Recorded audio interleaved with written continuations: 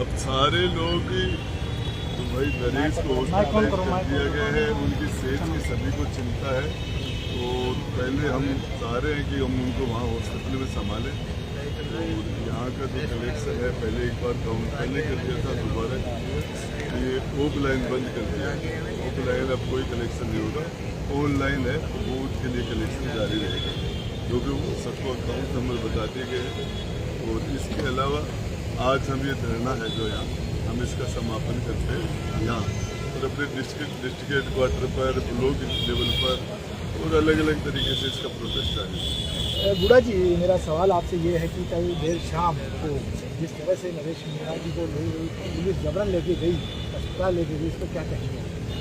देखिए, होना तो ये चाहिए था कि नरेश भाई की जो तबीयत खराब हो रही थी, उनकी जो शरीर की स्थिति बिगड़ रही थी, तो उसके बाद सरकार को उनका अनशन समाप्त करा के, जूस वगैरह पिला के समाप्त करवा के, उनकी मांग मान के फिर उनका ट्रीटमेंट वगैरह कुछ करना, तो वो तो था बड़कपन।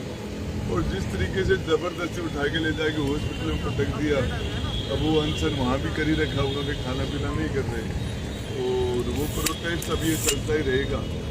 अब इसको ये पीड़ित परिवार जो है वो झालावाड़ में धरना चल रहा है, तो पीड़ित परिवार यहाँ से जाके झालावाड़ में धरने में शामिल हो जाएगा।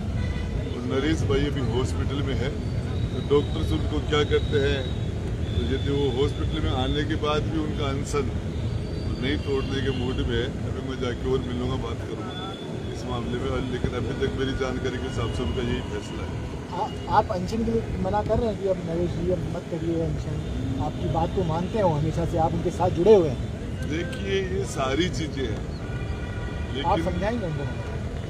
लेकिन समझाने वाली बात अलग है, लेकिन मैं तो चाह रहा हूँ कि मीडिया, आप वो लोग हो जो मंत्रियों से भी मिलते हो, सरकार से मिलते हो, ब्यूरोक्रेसी से मिलते हो, प्रोटेस्ट करने वालों से मिलते हो और समस्या का समाधान करने वालों से मिलते हो, तो आप उनको भी समझाइए। आप जो ये है शासन करने वाले लोग, फैसला करने वाले लोग, उनको क्या इन ट्राइबल के लिए आप थोड़ा सा मन बड़ा करो। हमारे भारत में है कि हमेशा बड़े भाई की बात मानी जाती है, और जिस तरह से नरेश जी आपको बड़े भाई साहब बोलते हैं, तो क्या बड़े भाई साहब की बात तो माननी चाहिए नरेश जी को, और बड़े भाई साहब को भी समझाना चाहिए? वो एक कोशिश मेरे लेवल पर कर रहा हूँ, लेकिन नरेश जिस दिन से 7 बच्चों की मौत हुई, उसी टाइम से उसका प्रोटेस्ट चालू है, उसी टाइम से वो जेल चला गया था। जेल में वो जेल एक प्रकार से उनका आंदोलन ही था, आने के बाद ये चल रहा है, अब जेल में चल रहा है, इसके बाद भी चलेगा, तो वो तो चल रहा है। गुड़ा जी को एक ही सवाल हो रहा है कि कुछ नेता अब हॉस्पिटल में जाके नरेश जी से मिल रहे हैं, पहले उनको यहाँ आना चाहिए था धरना प्रदर्शन, आना चाहिए। ठीक है, इसको कैसे देखते हैं आप? और उनकी भावना थोड़ी लेट जागरूक हुई तो भी ठीक। क्या भावनाओं में भी दो चीजें छुपी हुई है क्या? एक भावना एक अलग पक्ष के लिए भी है, एक भावना इस पक्ष के लिए भी है, दोनों भावनाओं को साध रहे हैं, मतलब कोई मजबूरी होगी। हाँ, यही तो है ना, वो क्या मजबूरी है? मजबूरी होगी, फिर भी आपके शब्दों में बताइए।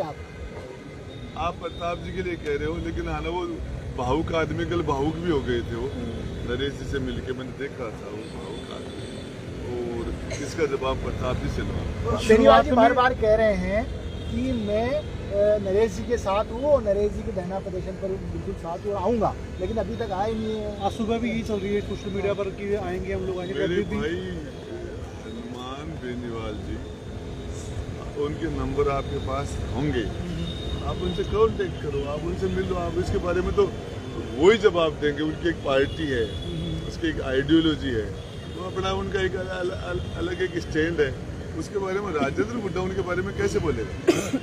कैसे बोलते रहते हैं आप, इस वजह से देते रहते हैं आप अपनी, इस वजह से पूछ रहे हैं। इस मामले के अंदर वो उनका जवाब तो वो बढ़िया दे सकते हैं।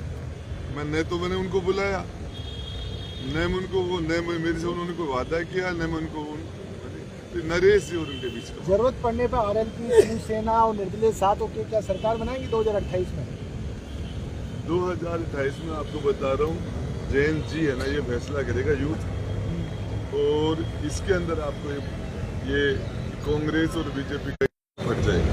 जैन जी का आपको कुछ खासा लगाव है, तो काफी जिक्र अब जैन जी का हो रहा है। जैन जी तो सारा फैसला है, आपको बताऊं मैं, पिछली सरकार को जैन जी नहीं चेपा था, आरपीएससी का जो बंटा ढार किया था, रोज पेपर आउट हो रहे थे, बाकी सबको साधने के लिए अशोक जी ने पूरी कोशिश की थी। जैन जी नहीं चेपा था उनको। पिछली सरकार को एकमात्र कोई कारण था तो ये 28 में आपकी जयंती बनेगी 100%। तो नेपाल जैसा हाल राजस्थान में हो जाएगा। अब ये नेता चाहे समझदारी से नहीं होना चाहिए, वैसा नहीं होना चाहिए। हीरो टाइप से नहीं होना चाहिए, प्रेम से। हाँ वो तो हो जाए, हो जाए।